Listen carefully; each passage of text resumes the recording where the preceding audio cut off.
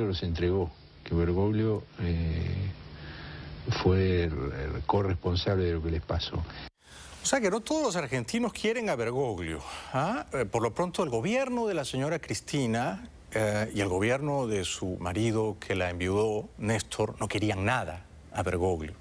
Porque este señor Berbisky era consejero íntimo, allegado, conspirador de los Kirchner, e iba a la televisión a sugerir esto, que Bergoglio había entregado a los militares a 2 sacerdotes jesuitas porque eran parte de la teología de la liberación y eran sacerdotes jesuitas de extrema izquierda radical y eran conspiradores políticos. Y esto lo dijo Berbisky recogiendo el sentimiento hostil contra Bergoglio que había en el gobierno de los Kirchner.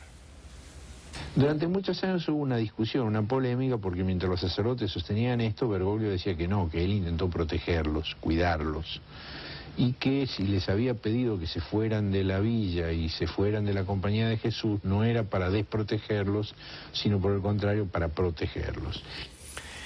Y enseguida Berbisky dijo, esto ocurrió hace un par de años, que él había corroborado que Bergoglio había entregado a los 2 sacerdotes jesuitas, que él había entregado pruebas encontradas en los archivos de la Cancillería, según las cuales había una carta de Bergoglio diciendo sí, yo los entregué porque eran subversivos.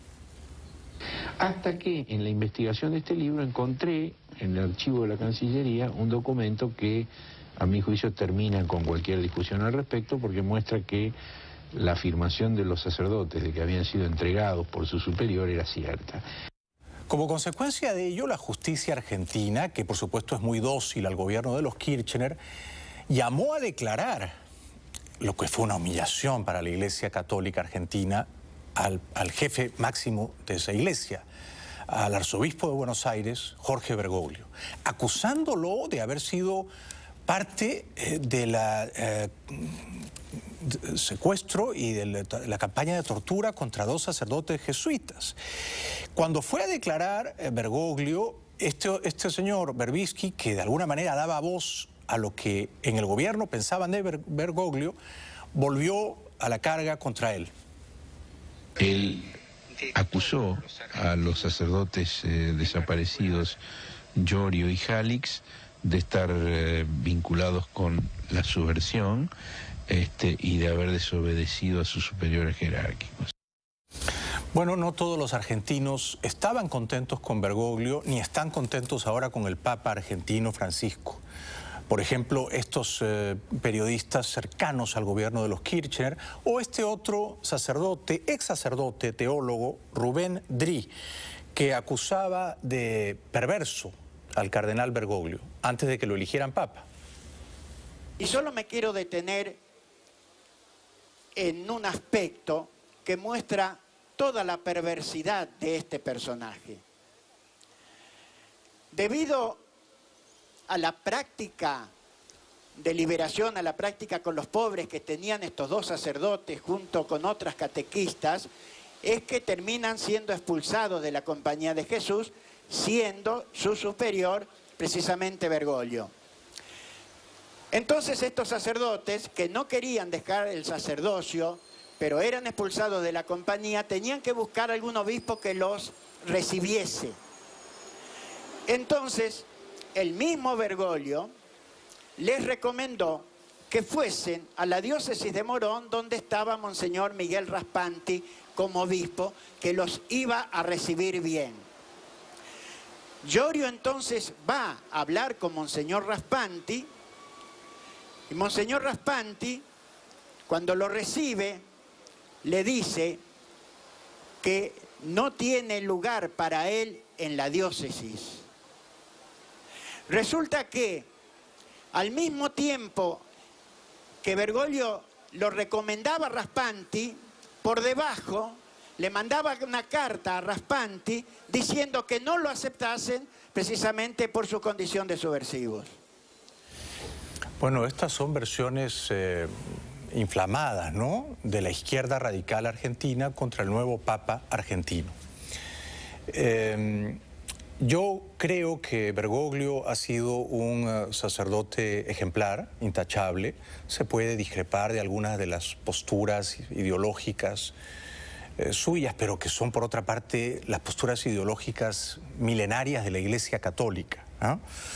Y yo creo que él es un hombre bueno, es un sacerdote austero y que va a traer un viento fresco de renovación a la Iglesia.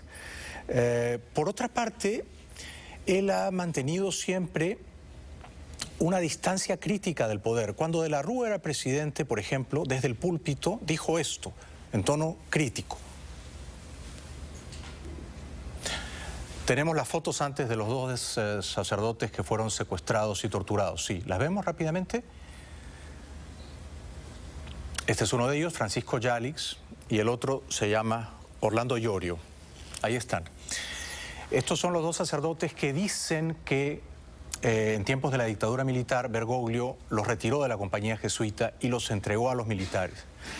Hay el temor de que puedan eventualmente demandar al Papa. Veremos. Bien, ahora esto es lo que dijo Bergoglio cuando De la Rúa era presidente. A veces me pregunto si no marchamos en ciertas circunstancias de la vida de nuestra sociedad como en un triste cortejo y que algunas promesas y enunciados suenan a cortejo fúnebre. Todos consuelan a los deudos, pero nadie levanta al muerto. Nadie levanta al muerto, ¿no? Se refería, claro, a la Argentina y a la crisis larvada, latente que había ya en la Argentina, que terminó con la renuncia de la Rúa. Años después mantenía ese tono crítico contra Néstor Kirchner y luego contra Cristina y contra la dirigencia política que llamaba mezquina. A nosotros, los dirigentes, se nos pide testimonio. Nunca podemos a un chico enseñarle el horizonte de grandeza de la patria que recibieron y el que tienen que proyectar si usamos nuestra dirigencia como escalón para nuestras ambiciones personales, para nuestro trepar cotidiano, para nuestros mezquinos intereses, para abultar la caja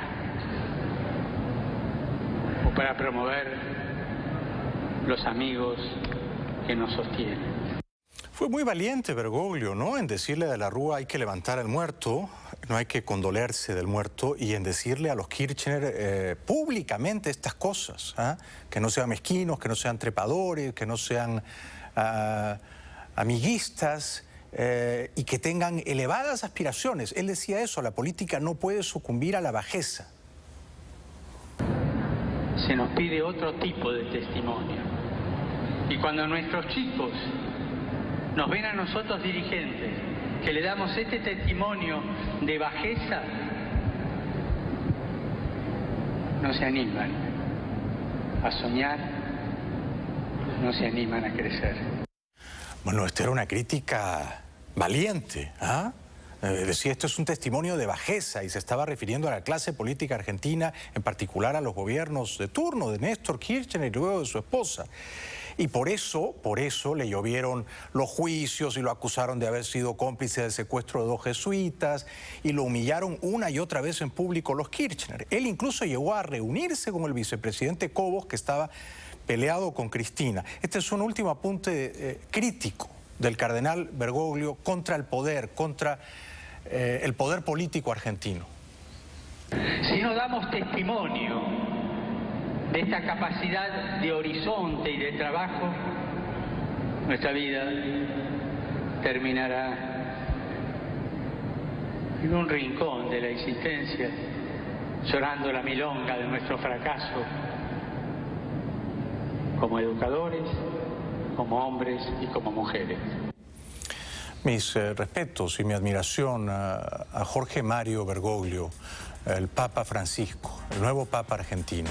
Tenemos que ir a la publicidad. Luego va a estar por aquí el embajador de Panamá, Guillermo Cochés, que dio la noticia al mundo de que Chávez estaba muerto una semana antes de que la dictadura chavista se resignara a confirmar su primicia. Regresamos con él después de la pausa. Luego va a estar Marisela Verena. No se la pierdan, ya volvemos.